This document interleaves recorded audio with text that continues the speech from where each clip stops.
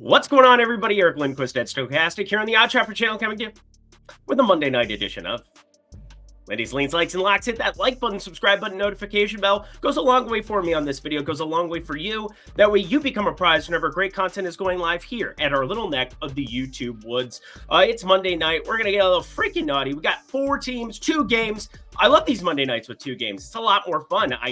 It's weird to me that they're not stacked up a little bit more, but it is what it is. I'm enjoying it. Hopefully you are as well.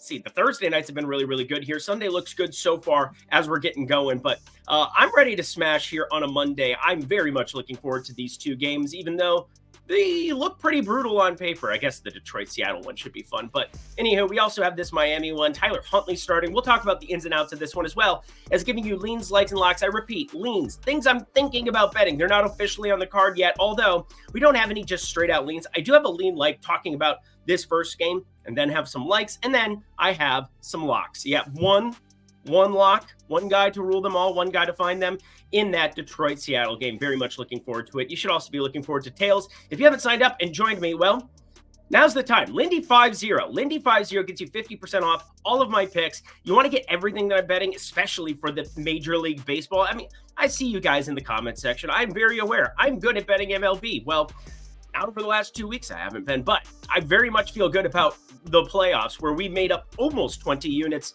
last season, tracked everything over on X for the people, and I think we might be doing that here again this season. If you want some MLB Lindy's, let me know down below, and we'll see if we can fire something up for the postseason. It's all about you, baby, whether you want me or not, so let me know. And then, hey, you want to sign up and join and get my picks for everything in the moment that I bet it, 50% off, Lindy50, daily picks and premium Discord. Come hang out. It'd be awesome. Alrighty, y'all. Without further ado, 2 games. Let's get to the picks. And we begin our boarding walk with Tennessee, 2.5-point dogs heading into Miami. But we've got Tyler Huntley, Snoop Huntley. He's going to be starting at quarterback. Where have we seen him? Well, with Baltimore. He's kind of the Lamar Jackson, the poor man's Lamar Jackson, the poor man's Lamar Jackson. Although playoff records, neither of them have a Super Bowl. So there you go.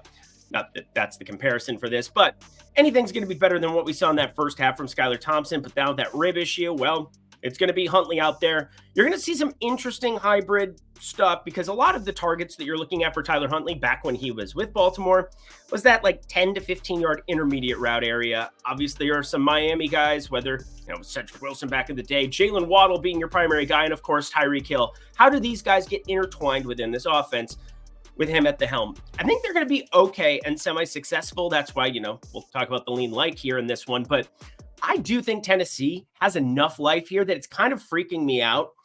I understand Will Levis could not have played worse and has had some of the worst interceptions, some of the worst decision-making that we've seen from any quarterback so far in the National Football League.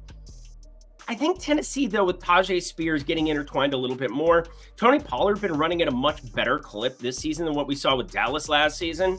I think Tennessee is pretty live here against a Miami team that obviously is playing hurt. No Tua Tagovailoa. Offensively, this would have been a team that you would have seen north of 3-4 and potentially even laying like 6.5 if you had Tua healthy for this one. As such, I do think that there might be some value just taking Miami outright, but Tennessee right now, they've got me freaked out enough because defensively, they're doing some really good things. And if it weren't for Levis leaving them in precarious positions, if you will, with some turnovers, I think you would have seen this team win in Chicago for sure. And then a couple of these other games might have sneaked 1 or 2 as they went along. But I want to very much highlight and focus on one guy here. It's Devon Achane. Haven't talked specifically about the backs. Raheem Mostert is, quote, making a push. Yes, making a push to play in this one. As I record this Sunday afternoon here, I think we're going to see Raheem Mostert more than likely be active for this football game. I don't know what that means, though, for his workload, considering last time out, even in a massive negative game script here against Seattle, you saw Devon Achane get almost 80% of the total running back touches, got 100% of the opportunities there in the passing game. And Jeff Wilson, he's going to be out there on the sideline, probably going to have to be playing a little bit more in this one if Mostert is limited in any capacity. But if you want to help out Huntley here, if you want to be the team that was promised, I think Devon Achane is the guy that you want to be riding And I think the offensive line should be able to do enough against the Titans. Again, this is an 0-3 Titans team, a 1-2 Miami team. Both teams have their massive warts, but I do think that this offensive line, especially on the interior, the right side of it, going up against Joseph Day and Coburn, and they've got T'Vondre Sweat, different Sweat, baby Sweat, in the middle of that one, rookie from the Texas Longhorns. I think that there are enough warts on that defensive line from a run-stopping perspective that this is a very low number for Devon Achane. 56.5 rushing yards. I bet this ends up being publicly backed, so you want to jump on this now before it gets to like 58.5, 59.5.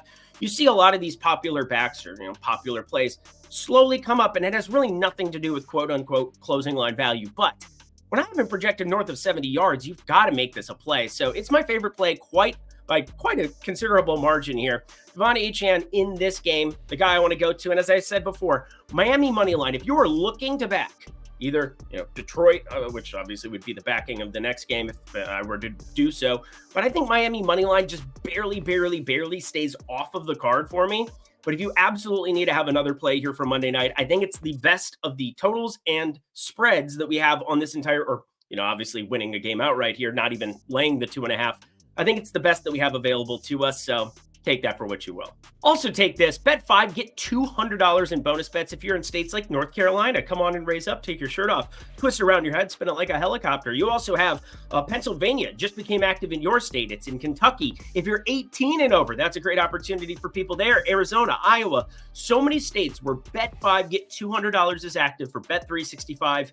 Take $5, deposit it down below, get yourself $200 in bonus bets. Just the link below helps support this channel, this program, and, well, we can keep giving you all of our picks where we can hopefully smash sites like Bet365 and take a lot of money for ourselves. It's only if you're 21 and over. If you have a gambling problem, please call or text 1-800-GAMBLER. Alrighty, y'all, to the lock we go. The Seattle Seahawks, the Detroit Lions. I think it's pretty safe to say that this is the premier game of the two. Obviously, it's not sporting a 37.5 total like we saw the last game, 46.5. That's more like it, my darling. Now, Detroit, said it repeatedly, I'll say it again, best offensive line in football. That's what they are. And the Seahawks, 3-0, but yet massive dogs heading into Detroit. Detroit, their one lone loss, a Tampa Bay team that just looks awesome. I mean, Detroit's a really good football team, don't get me wrong, but defensively, we've seen a couple of inefficiencies there. Aiden Hutchinson, he's going to get after the quarterback position, and, well, he's a really good pass rusher, but we haven't seen a ton else, I think, from that Detroit secondary. I do think that there are some appealing shots on Jackson Smith and Jigba, appealing shots that you could be taking on DK Metcalf, who continues to be awesome, but Tyler Lockett, been a little quieter here at times. I think we're going to see some massive upside games from him. It kind of keeps me away from betting anything here. And Kenneth Walker, he's expected back here for this one. I don't know what those lines are going to be jumping out at because right now they're not available to us. I think books are taking their time getting more information because Zach Charbonnet did a pretty serviceable job here. Obviously did so in the passing game against New England. Found ways to be successful. Just a pretty good pass blocking situation for him in that one. Was on the field ad nauseum. And then some decent rushing stuff up against Miami last time out. So Zach Charbonnet and Kenneth Walker, maybe closer to a 60-40 split where Kenneth Walker's still getting a majority of the snaps, but I don't know what to make of it here right now. Charbonnet, yeah, all of his lines off the board here as well as I'm looking at it. So something to break down tomorrow. If you have questions for it, hit me up on X at Eric Lindquist. But let's get into what Detroit likes to do. And that is pound the rock. They're going to pound the rock. There's no doubt about it. But Amon-Ra St. Brown starting to get intertwined here with Jared Goff a little bit more. And Sam Laporta expected back for this football game. Now, some people would look at that and say, Eric, I think we're going to have to downgrade Amon-Ra St. Brown and Jameson Williams' expectations. But no, that's not this program. That's not how I do things. Jameson Williams is eternally, perpetually underpriced and undervalued by the market, in my opinion. This is a guy who in Alabama was the guy until the SEC SEC title game, ends up tearing his ACL, puts him behind schedule as a professional. We've seen 2 years of lackluster production from Jameson Williams, just kind of ramping him up to speed. Then you had the gambling issue for him in his sophomore season. And now we're seeing him show up for the first time, perfectly healthy, perfectly capable of taking as many snaps as humanly needed by the Detroit Lions and giving them not only a deep threat, but a number two, like an extremely good number 2 wide receiver here in this offense. That's the reason Sam Laporta has been downgraded here a little bit. he's a real guy. Jameson Williams is the truth. He is breaking my model here with this number. In fact, this is just a flat out lock. Very rare for me to come in and say locks, full unit sends right from the get-go. But at 42.5 receiving yards against Seattle in this specific spot, I don't see anything in terms of the secondary on the Seattle side that we need to be all that worried about. Now, Brown, Witherspoon, Woolen, they've been much better than expected. And Julian Love, the number 2 graded PFF free safety out there roaming the desert. But guess what? This is the Detroit Lions at home. This is Jameson Williams on turf. And this is Jared Goff just kind of waiting to erupt. We see all of his home road splits. We are all very, very aware how much better Jared Goff has been in Detroit at home than what he has been on the road. And once you know it, that's helpful. Jameson Williams, 42.5 receiving yards. And I'm going to put a little sprinkle on anytime touchdown there as well. Plus 225 at BetMGM. You're currently best available. But minus 110, 42.5 receiving yards at Bet365, my favorite play for Monday night. And that does it for another edition of Lindy's Leans, Likes, and Locks. Head to the comment section below. Let me know if you're going to be riding Jameson Williams with me, if there's anybody else you've got your eye on. Obviously, Detroit's going to try to pound the rock. David Montgomery, Jahmyr Gibbs. It's going to be beautiful stuff, but I'm excited for that football game. Hopefully, Seattle can keep it semi-competitive and keep Jameson Williams active running out there, because this is a low number. Also, I'm going to throw it out there. I wasn't going to, but look at some ladders. We're going to take a look at some ladders across the industry tomorrow on Mr. Jameson Williams. Check it out. Lindy 50, 50% off of my picks. That's great stuff. Down at the link below. Check out Tails by OddsShopper. Thank you, producer Jacob. Until Thursday night, I'm Eric Lindquist. Best of luck in the NFL streets on Monday.